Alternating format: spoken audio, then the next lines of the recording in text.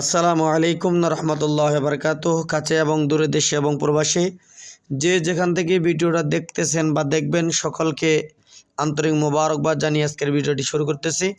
দর্শক, আপনারা দেখতে পাচ্ছেন কুয়াশার দিন, শীতের মৌসুম, কোরআনের পাখিদেরকে নিয়ে, আল্লাহ রসুলের মেহমানদেরকে নিয়ে কত সুন্দরভাবে রেলগাড়ির মতো টিপ টিপ টিপ টিপ করে হাঁটে যাচ্ছি। আসলে মূলত আপনাদেরকে বিষয়টা একটু ক্লিয়ার করতে চাই। তো শীতের দিন, আজকে বৃহস্পতিবার, ক্লাস কম থাকার কারণে সাধারণত আমরা জানি সপ্তাহে 7 দিনের মধ্যে বৃহস্পতিবার একটু ক্লাস কম হয়ে থাকে।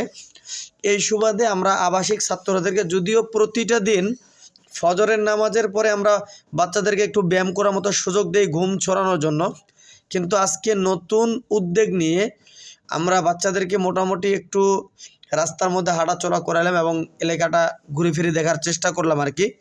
তো আপনারা দেখতে পাচ্ছেন এদিকে একদম ফাঁকা মাঠ।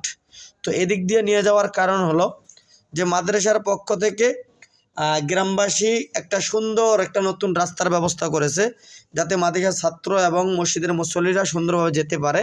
তো এই রাস্তার কাজ শেষ হয়েছে, যার কারণে রাস্তাটা আজকে বাচ্চাদেরকে দেখানোর জন্য এদিক দিয়ে নিয়ে যাওয়া হচ্ছে আর কি।